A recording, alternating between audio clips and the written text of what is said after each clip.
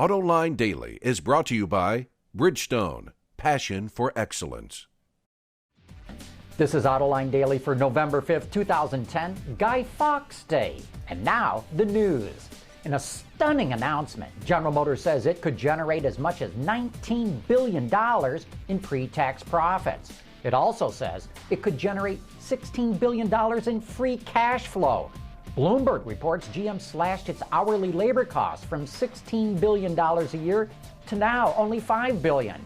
Of course, I would add that GM is about to do an initial public offering, or IPO, and wants to start selling stock again. So all this information it's announcing is just a sales pitch. It means they could hit these numbers if everything goes perfect. It does not necessarily mean they will hit them, but the numbers will be good, and GM must be feeling pretty good about itself.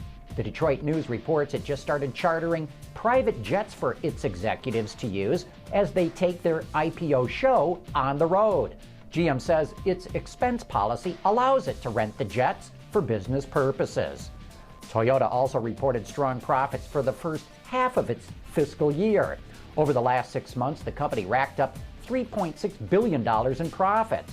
That's much better compared to last year when it lost money, but it's not as good as other automakers have been reporting this year, and Bloomberg reports Toyota expects its profit to plunge 77% for the rest of its fiscal year that ends in March.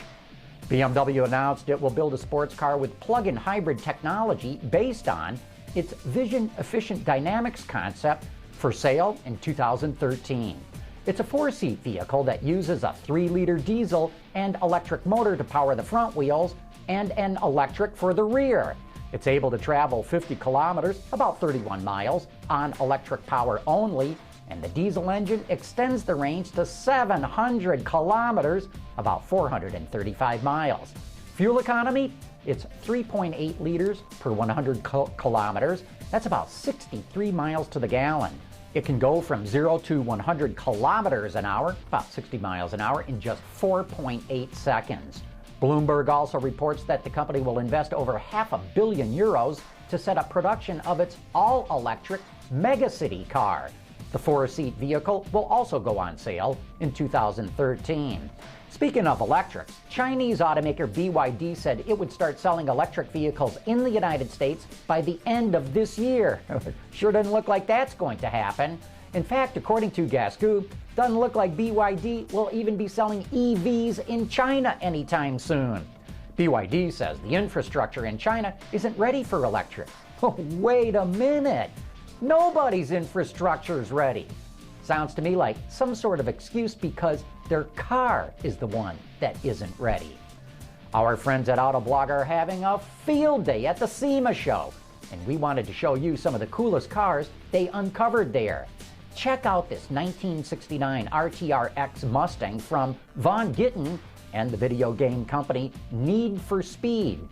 Von Gittin, as those who watch Autoline After Hours will know, is a drifting champion and was a guest on the show earlier this year.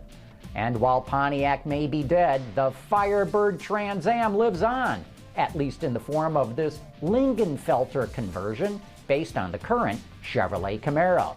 Looks like a pretty faithful version of the car, if you ask me. And who says hybrids have to look homely?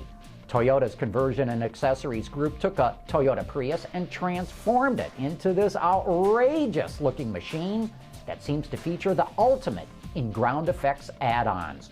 Toyota says this shows the unlimited potential for sports car modification to its best-selling hybrid. And finally, there's this beautiful Corvette Z06X, built by the wizards at Pratt & Miller. It comes with a full race cage, an adjustable rear wing, and all kinds of carbon fiber bits and pieces. It's a concept, but it's designed to go directly to the racetrack. And you can find a whole lot more about the SEMA show at the Autoblog site. You know, we saw a big political shift in the United States this week with the midterm elections. That is going to both help and maybe hurt the car industry. I'll show you what I'm talking about right after this. Introducing Bridgestone's third generation of run-flat tires with groundbreaking new Bridgestone technologies. Bridgestone run-flat tires offer improved ride comfort, lower rolling resistance, and improved wear while giving you the peace of mind and comfort you need. The midterm elections completely shifted the political landscape in the United States. So what's that mean for the automotive industry? Well, that's the topic on Autoline Detroit this weekend. My guests for that show are Nolan Finley, the editorial page editor for the Detroit News, and Edward Lapham, the executive editor of Automotive News. Well, I think this election has tremendous impact on the industry. If you take a look at what happened in the House with Republicans regaining the majority, regaining leadership in the House, this Congress beat the automakers to death. They beat Detroit to death. We'll never forget the image of the auto executives being dragged before Congress and just pilloried. Well, of course, pilloried by Republicans largely. Senator Shelby, who was reelected. But now if you look at who's at Michigan's clout in this new Congress, there's a possibility of 4 chairmanship, including the one that most affects the auto industry, that's Energy and Commerce, that could very likely go to Fred Upton, who's Congressman from Michigan. From Michigan, who is certainly not going to be a Henry Waxham when it comes to setting environmental policy and regulations from the auto industry. Dave Camp, going to be head of Ways and Means. You may have Candace Miller at Homeland Security, and you may have Mike Rogers at Intelligence. Those wait, Homeland Security, Intelligence, how does that improve? Well, they don't necessarily affect the auto industry directly, but they give these members a lot of clout when it comes to deal making on behalf of the industry. I think you see now an end of at least the legislative attacks on the industry in the House. Now, you look at the other aspect of this election, look west. While the rest of the country was moving more conservative, moving more Republican, California, as it will, went in an entirely different direction, elected Jerry Brown governor. I think Jerry Brown much more likely than Meg Whitman to pursue a radical environmental agenda and continue California's relentless drive to be the place that sets the regulatory policy for this industry. You can watch that entire show on our website right now at autolinedetroit.tv. But this brings us to the end of another week of covering the top news in the global automotive industry. Thanks for watching. We'll see you Monday.